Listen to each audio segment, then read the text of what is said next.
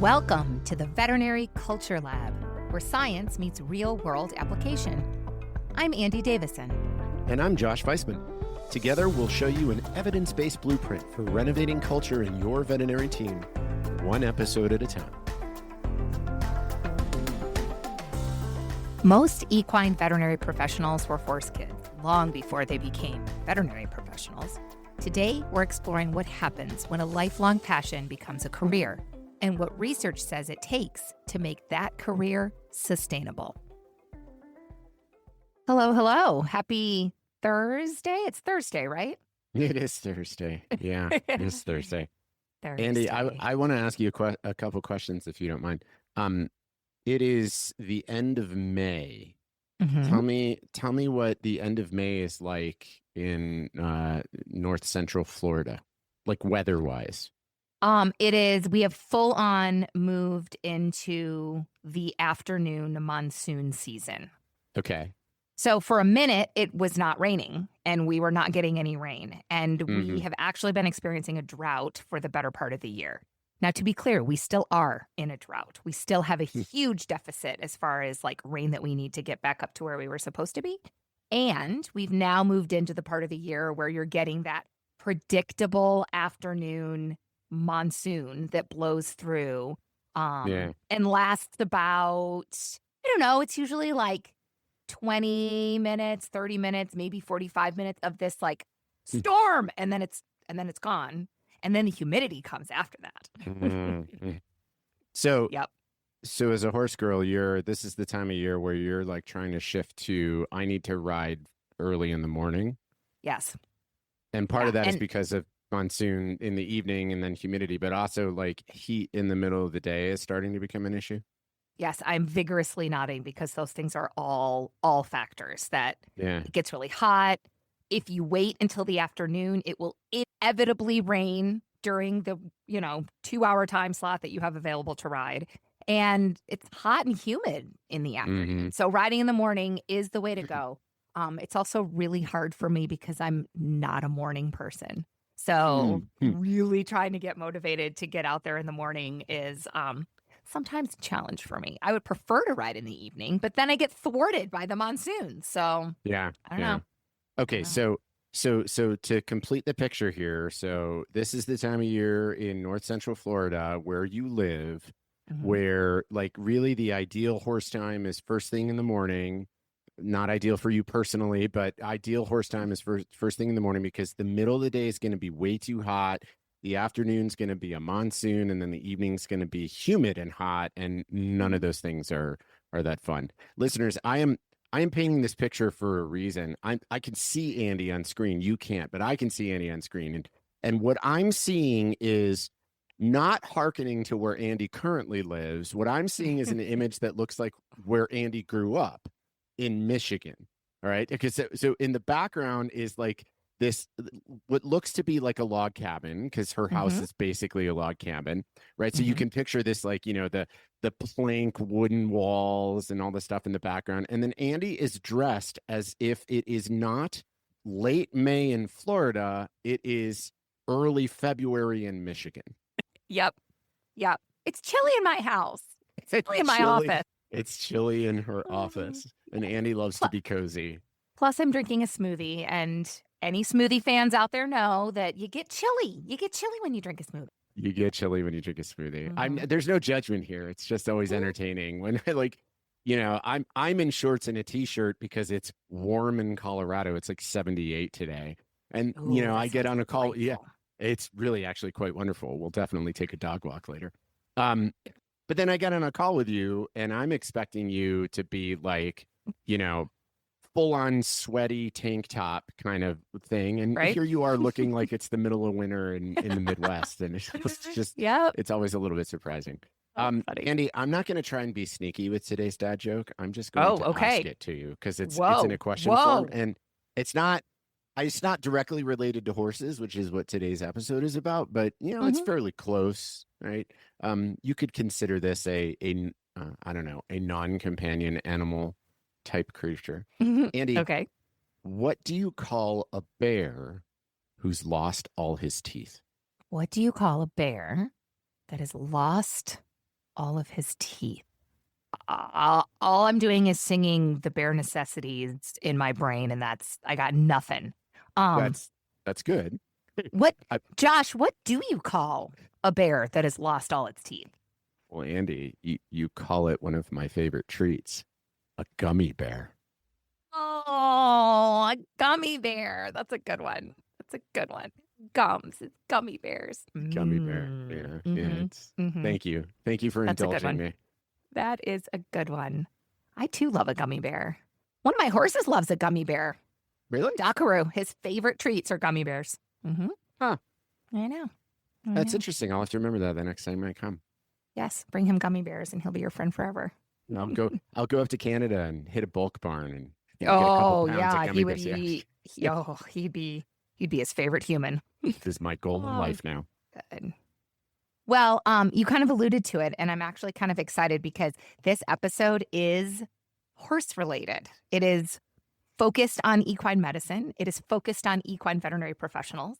And of course, I got super excited about all of that, and I can't wait to talk more about the research that I found surrounding that. And the reason that I get so excited about that is that, of course, I'm a horse girl and an equine professional. And throughout my journey and throughout all of the relationships and connections that I've had with other equine professionals, it's been made really clear to me that we do not accidentally end up in equine medicine.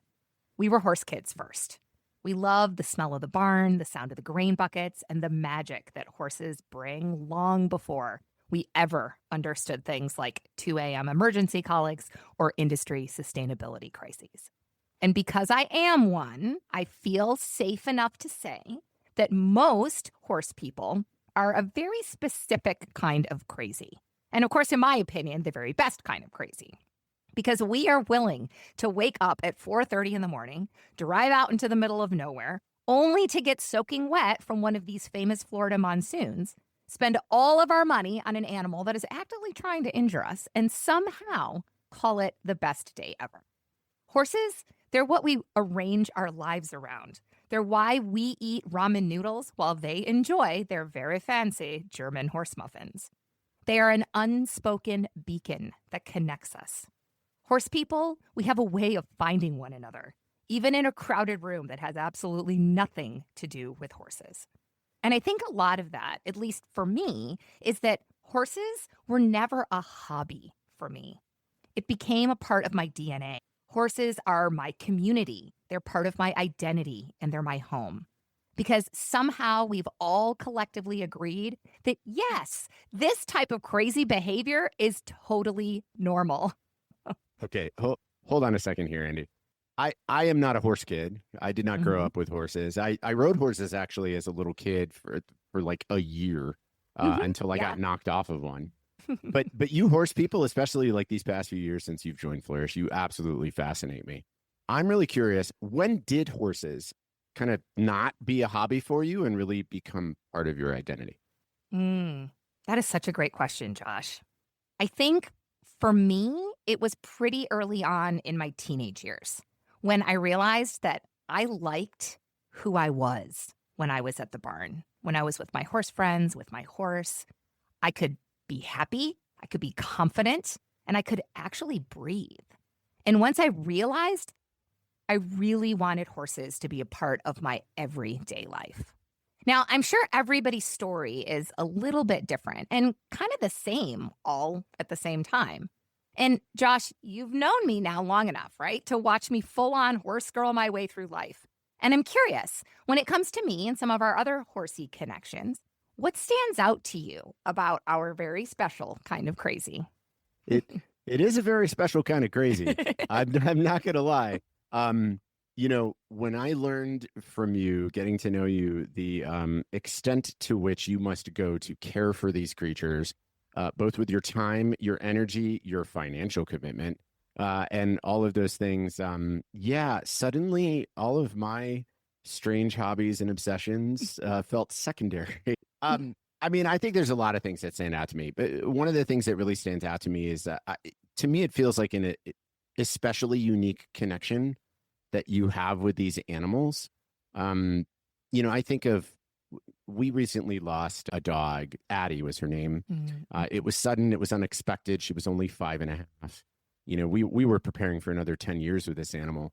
And I always knew it when we had her, but certainly losing her really made it acute that, I'm almost 50 now. And this was like the soul dog. Like this was the one animal that I felt most connected to and most in love with. And I've been around animals my whole life.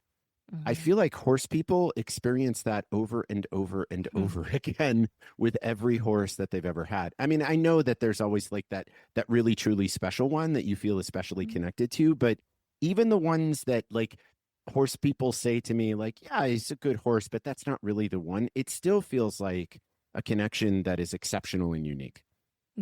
Yeah. We all have a heart horse. And if we're lucky, we have more than one. But I mean, yeah, I think you're right. Regardless of whether or not it's our heart horse, there's definitely that connection that we have with them, that sort of unspoken understanding that comes from what I think has a lot to do with the trust that we have to put in one another, right? Like I have to trust this animal completely to literally get on it, sit on its back, and trust that it's going to take me from point A to point B. Just like the horses, right? They have to trust us that we're steering them in the right direction, that we're going to teach them kindly and softly, that we're going to care for them because they can't take care of themselves. And that's a balance there. I love that. It's a very special relationship. Sure. So what do you think then happens when a profession is built on that level of passion, of trust, of connection? Yeah. I mean, you said something earlier. You said, actually, you said something several years ago. One of the very first things that you said to me was some version of this statement. Josh, you need to understand that I have a genetic mutation that makes me a horse girl. When I hear those things and when I hear how you opened up this episode, it's a part of your identity. It's a part of who you are as a human being and how you think of yourself in this world and your path through this crazy life that we're all trying to navigate. When something is that heavily internalized and that much a part of identity, it can create a deep sense of purpose and meaning and passion, but it can also put us at risk for exploitation, for overwork, for just doing more than any one human being should probably be doing at any given time. Maybe even more so than the general veterinary professional. So I think that my personal take, it's subjective. I don't have data to back this, but my personal take is that most, maybe even all veterinary professionals are generally at risk for these things because this kind of caregiving, heart-centered work, does that to people.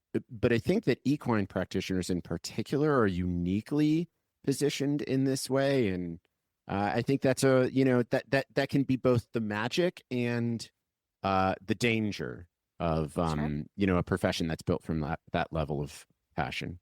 Sure. It kind of takes it to the next level on both ends of the scale. Yeah. I 100% agree. Yeah. Well, and that's why I was so pleased to come across this study. And when it kind of bleeped through my radar, I got really excited because it focuses specifically on equine medicine, the challenges that come from it, and more importantly, the opportunity that we have to support the incredibly important corner of vet med that is equine medicine. Now, the paper is titled Engage and Enjoy: Investigating Predictors of Employee Engagement and Work Satisfaction in Equine Veterinary Professionals. The study was published in 2023 in the Frontiers in Veterinary Science journal, and it was authored by researchers from the Royal Veterinary College and Utrecht University. And what immediately caught my attention about this paper is that it focuses specifically on equine veterinary medicine, right? A corner of the world that we've already determined is deeply important and deeply meaningful. It also is currently having some conversations about sustainability, retention, and the future of the profession itself. Now, as both a horse person and an equine veterinary professional, I found this paper super fascinating. And what I really appreciated about it is that it's not just another paper and a study talking about burnout. Yes, burnout matters. Retention matters. Sustainability matters. And all of those things are very real in veterinary medicine right now, especially in equine vet med. And this paper, it took a different approach. Instead of asking, why are equine veterinary professionals struggling? The researchers asked, what actually helps equine veterinary professionals stay engaged and satisfied in their work, which I think is a really important shift in this conversation. Because equine medicine, it asks a lot of people. It is physically demanding work, emotionally demanding work, time demanding work. I mean, come on, we're talking about overnight emergencies, long drives, weather extremes, high emotional investment, clients that are very invested, and an entire industry that is openly discussing sustainability concerns right now. That sustainability conversation is one of the reasons why this study caught my attention in the first place. Because this was not some random study done in isolation. The researchers here partnered with some of the biggest organizations in equine veterinary medicine, including AAEP, which is American Association of Equine Practitioners, the British version, which is BEVA, the British Equine Veterinary Association, and a similar group in the Netherlands, the KN Equine Group. So it was pretty intentional that they made an effort to gather meaningful international data from equine veterinary communities around the globe. And they ended up collecting responses from more than 500 equine veterinary professionals from across 29 different countries. Now, yes, the majority of the responses, they came from the United States, the United Kingdom, and the Netherlands. Now, one other thing about this that got me really excited and I thought was really, really important to note is that not only did they look at DVMs, the participant pool included both veterinarian and non-veterinarian equine professionals working in a variety of roles at a variety of stages throughout their career. It also reflects individuals working in different equine settings. So think boarding barns, track work, or maybe even backyardigans. Now, I especially appreciate that because the sustainability of equine medicine, it impacts the entire team, horse owners included. So essentially, the researchers here wanted to identify what workplace factors strongly influenced engagement and work satisfaction in equine medicine. And this is where things got really fascinating because the survey itself included a wide range of workplace-related statements. Things like, I am proud to tell people where I work. My manager recognizes good performance. The company I work for invests in learning and development. And then the researchers used statistical analysis to identify patterns and clusters in the responses. Essentially, they were looking for workplace themes that consistently showed up together when people reported higher engagement and satisfaction. And what they found was 4 major workplace factors that strongly influenced how engaged and satisfied people felt in their work. If I'm being honest, every single one of them felt incredibly relevant to veterinary medicine as a whole, not just in equine practice. And what I found hopeful about this paper is that these things that they found, these themes, they are not personality traits or random fixed characteristics. They are cultural factors, things that leaders, teams, organizations can intentionally influence. Now, the first factor they identified, they called pride and purpose. And wow, this one feels horse person coded to me. This factor focuses on feeling proud where you work, feeling emotionally connected to the mission, and feeling aligned with the values of your organization. Personally, I find that equine professionals tend to care deeply about purpose. This is not casual work for most people. This is identity-level work that harkens back to that makeup of our DNA. This study reiterated something that you and I already know to be true, Josh, that we want to feel like what we're doing matters. We want to feel connected to something meaningful and proud to do the work and make the contributions. And one of the findings that really stood out to me was that employers tended to report higher levels of satisfaction in this category than employees.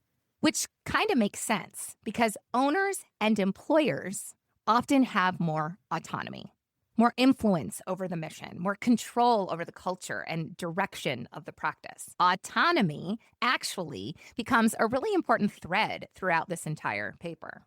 Now, the second factor focuses on company culture and relationships with management. This section, of course, felt very flourishy because this factor focuses heavily on trust, communication, recognition, support, and that overall relationship between staff and leadership. And what I really appreciated here was that the paper repeatedly pointed back toward relationships and leadership as major drivers of engagement.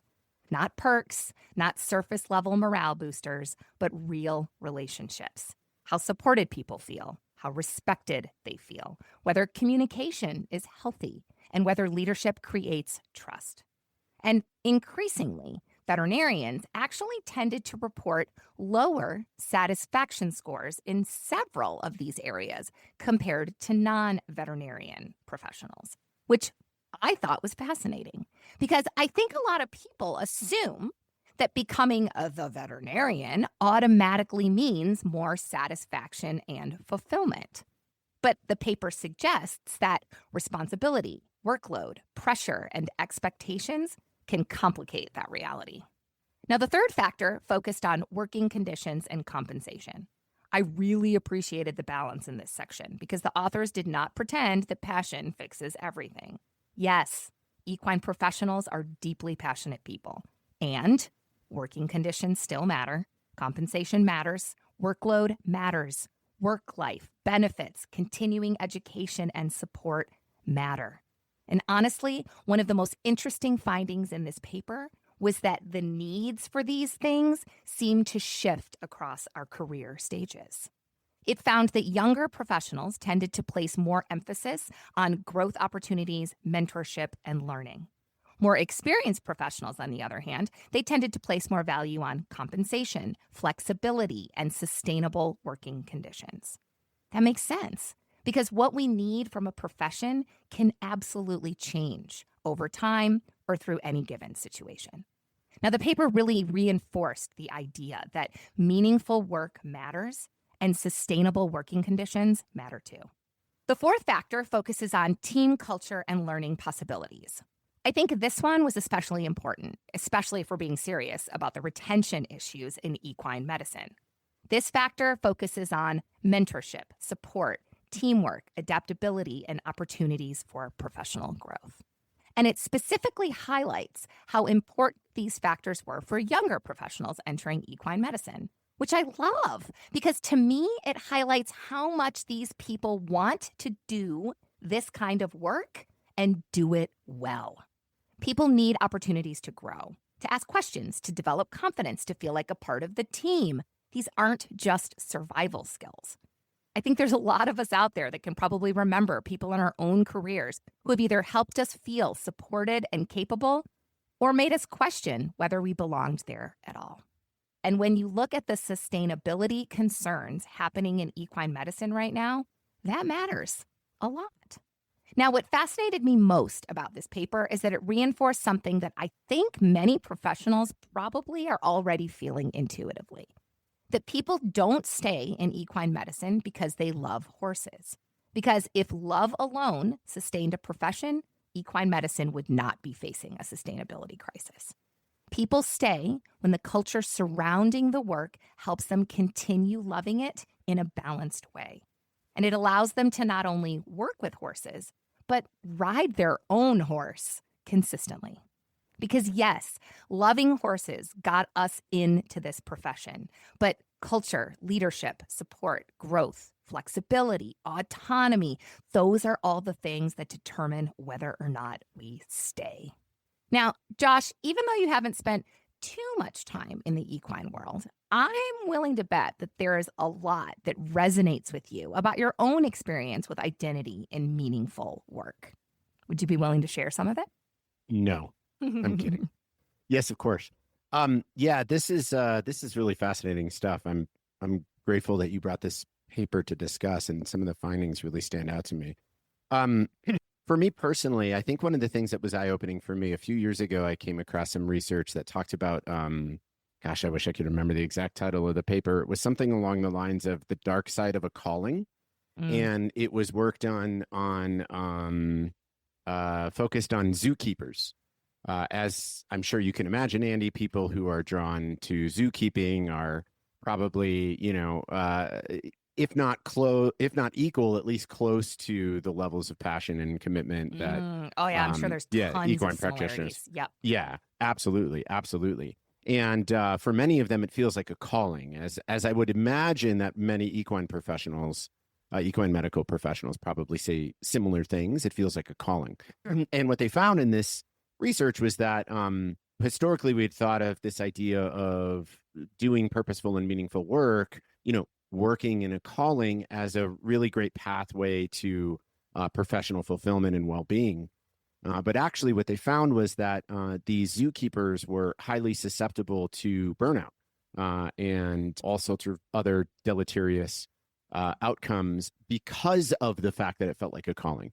And so they never really felt like, whether their employer was doing it intentionally or not, they never really felt like they could take time away. They always had to be available, that no one else is going to care for these animals. And, just one more. And that was really eye-opening for me. It really made me start to go down the path of what I think this paper is talking about, that the system in which we work can turn a calling into a strength that endures, or turn it into something that causes us damage and harm. And I think that's really, really important in equine medicine. I think a lot of us, I'm picturing the equine practitioner in central Wyoming who, they're the only horse vet within 300 miles, right? And that person, what's to protect that person from their own sense of identity and the meaningfulness of their work, but a system that can help provide some healthy boundaries and structure for that person to succeed. So that's one of the things that really stands out to me. Yeah. The weight that can come with that passion and that purpose and that calling. I mean, it's a calling. It's a great way to say it. There's sorry, I'm just remembering this. Several years ago, I attended a veterinary well-being event, a summit, and there was, I want to say it was a mixed animal practice somewhere in Texas, but I could be wrong. My memory is not that great. That's fair. I bet you there's a few of those in Texas. Yeah. Yeah. So one of the things that they did to help with these kinds of things, right? Because they recognize that a lot of these practitioners, they do feel very drawn, and they do have a sense of attachment and commitment and responsibility for their patients and clients. And they will allow themselves to be pulled into doing more. So one of the things that they did to help with this, recognizing this reality and the fact that almost all of their associates and support staff were women, they bought the building next door to the practice and formally, with licensing and everything, turned it into a daycare. So they ran their own daycare so that anybody who had children didn't ever have to worry about, oh, shoot, I need to get home. They could bring their kids. The daycare was a benefit. They didn't pay for it. None of the team paid for it. It was just available to them. It was just this is a very big, and not everybody can do something this big. I get that, but it's the thought process of what can we do to make this system more sustainable and enduring in which these people work. That seems like a clear example. And I'll bet that this study, as you were reading it, probably spoke to would be in support of these kinds of initiatives. Sure. Well, the big thing there is that it's not necessarily asking people to change or change what matters or how they feel about the work that they're doing, right? It's not asking you to be less passionate about horses. It's recognizing that that's in there. That is part of our foundational makeup. Yeah. So let's support that in the team, and let's find ways to allow the balance to be more even. Yeah. The worst thing that an employer or a manager or a leader can do to somebody who feels so compelled and so self-identifying with their work is just tell them things like, you need to care less, you need to have better boundaries, without providing a system that makes it possible for them to actually live those boundaries. Yeah. You can't make people change to fit within your system. You have to change the system to fit the human beings that you're asking to support the system. Yeah. Otherwise, they're going to walk away. They're going to Or walk burn away. themselves out, or worse. Yep. Yep. Absolutely. Now, one of the other through lines.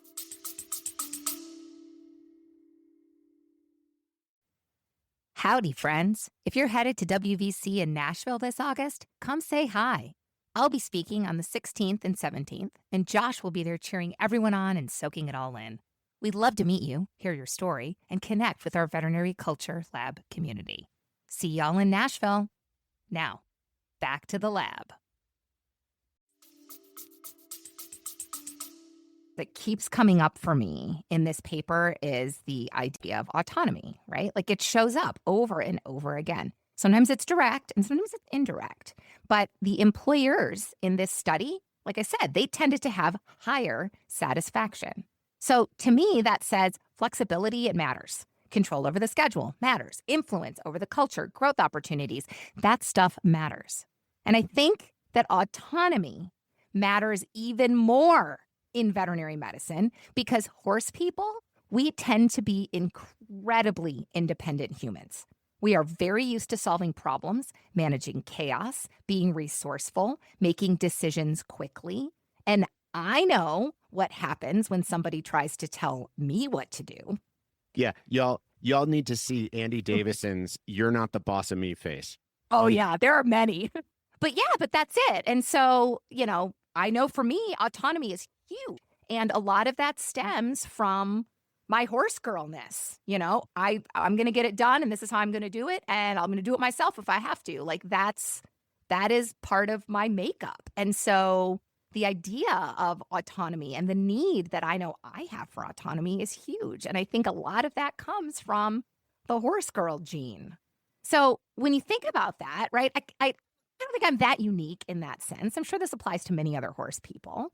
And when we, as a culture, take these highly independent people and micromanage them and make them feel unsupported or maybe disconnected from decision making. Josh, what do you think happens in these situations? What I hear in that question is sort of like two things that can happen. You have a highly independent person and you micromanage them. Now they're feeling like that need for autonomy is being unmet. Which, by the way, is a universal human need. It's probably slightly exacerbated as a need in equine practitioners. But everybody needs to feel some sense of control over their own life story. And so when we micromanage people, we put that need at risk. Once that need's at risk, that's really all the brain can focus on. Then the other side of it is we have these highly independent people and we leave them unsupported or disconnected. Oh, they've got it. This sort of like laissez-faire leadership. Well, that puts actually potentially another core human need at risk, which is that need for relatedness or connectedness, to be a part of something, to feel like we're doing this together, not all alone. Yes, even wholly independent people need to feel some social connection to a group that matters to them and feel that they matter to that group as well. And so when we leave them sort of hanging in the wind, we're leaving them feeling utterly unsupported. Again, that's really all that their brain's going to be able to focus on, which means that they're going to have diminished performance, diminished energy to do the things that we're asking them to do. And over time, this is going to become incredibly damaging. Now, another really interesting through line in this paper was how our workplace needs tend to shift across career stages. The paper states that younger professionals prioritize things like mentorship, leadership opportunities, and support, where more experienced professionals place more emphasis on flexibility, compensation, and sustainable working conditions. Now, honestly, Josh, this reminds me a lot of our work ethic and generations episode, because sometimes I think these conversations get framed as young professionals, they just don't want to work hard anymore. When really, I wonder if many young professionals are simply prioritizing different values, regardless of what generation they come from. That they aren't asking for less commitment to the profession, but rather a different relationship with the profession. Josh, what do you think the younger professionals are teaching us about sustainability in our work? Um, I I think that I think there's a lot of lessons, and we could probably spend an entire hour talking about that. But one thing that really stands out to me based on this particular conversation is I think that younger professionals these days, the incoming generation in the workforce, is teaching us that work life is not a whole life. Mm. That the wholeness of a human being includes multiple identities, and that if the only identity is tied to work life, that's pretty tenuous, and that leaves us feeling unfulfilled as human beings. And so I really applaud their efforts to find more balance and variety in their life, and I think it's a lesson that all of us can learn to embrace. Well, I love that. And in listening to you kind of lay that out, for me, it comes down to not only is it important and purposeful and meaningful to work with horses, right? As a veterinary professional, it is equally important to ride my own and to care for my own and to, learn and grow and go to lessons and go cross-country schooling with my own horses. And that those two things can be equally valuable and that it can be part of our identity to be an equine professional, but it can also be an equal part of our identity to be a horse kid. Yes. And to be someone who routinely rides roller coasters, and to be someone who dreams of living in Europe, and to be someone who, visits family and never talks about horses. Like all of those things are part of who you are as a human being. And I think that's what the sort of incoming generations have learned the hard way, especially these folks that, lived some very formative years through COVID and, started to have this acute awareness that there's more to life. That it's not just about work. There's work is important and other things are important too. And they're just refusing to live in a world in which work is the only thing that defines who you are and defines why you matter and what value you add. And thank goodness for it. Thank goodness for it. Agreed. Yeah, we could absolutely talk about this for 3 more hours. But let's shift into the culture renovation side of the conversation. Because one of the things I really liked about this paper is that it didn't just point out the problems, it also pointed out opportunities. In identifying those 4 clear themes, it really reminded us that there are possibilities out there. And to me, every single one of these themes points towards an opportunity for intentional culture renovation. The 2 that stood out to me were pride and purpose and team culture and learning opportunities, because both of these themes speak directly to stuff that we talk about a lot at Flourish, that people want to feel connected to meaningful work, and we want to feel supported while we do it. So when it comes to the pride and purpose theme, this paper repeatedly reinforced that people want to feel connected to meaningful work. One of the things that the researchers specifically pointed towards was the importance of aligning personal values with organizational values. And I think the really interesting follow-up question then becomes, well, how do people actually uncover what their values are in the first place? Because a lot of us have maybe never stopped to ask, what matters most to me? What kind of environment helps me thrive? What kind of teammate or leader do I want to be? Our values, they are both deeply personal and can sometimes change over time.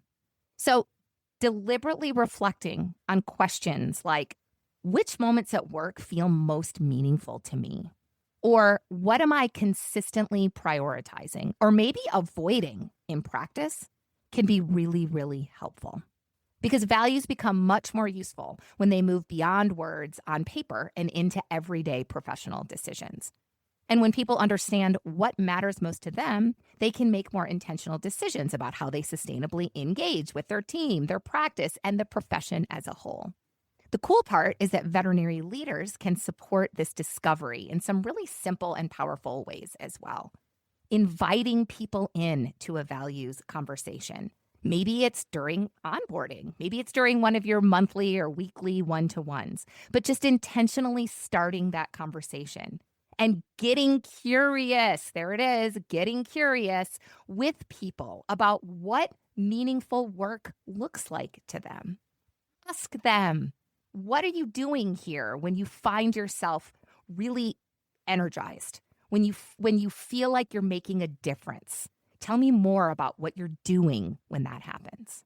Because when people feel connected to purpose intentionally, not accidentally, engagement tends to deepen.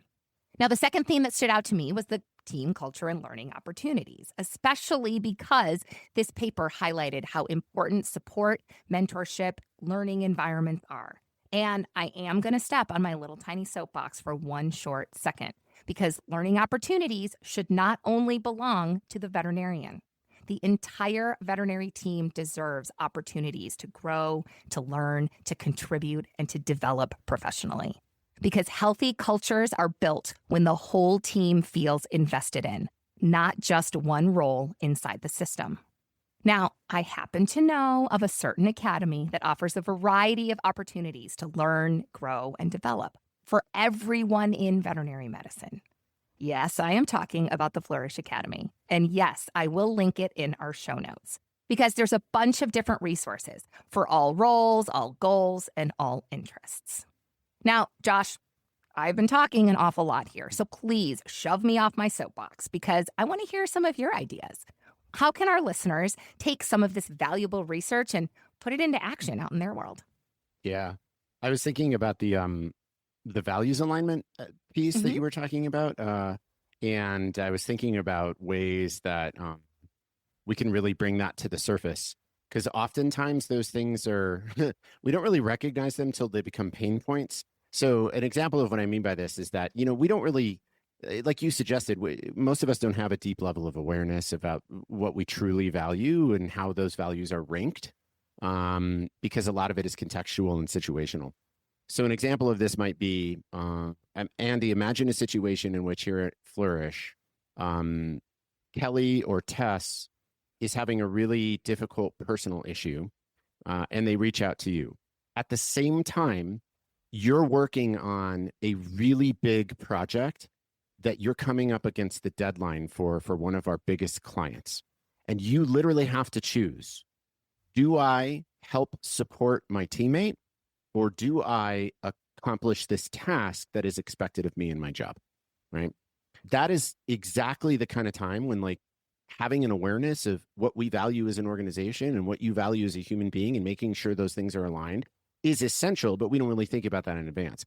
So why not ask about it in advance? Why not talk through it in advance during hiring? Why not paint that picture?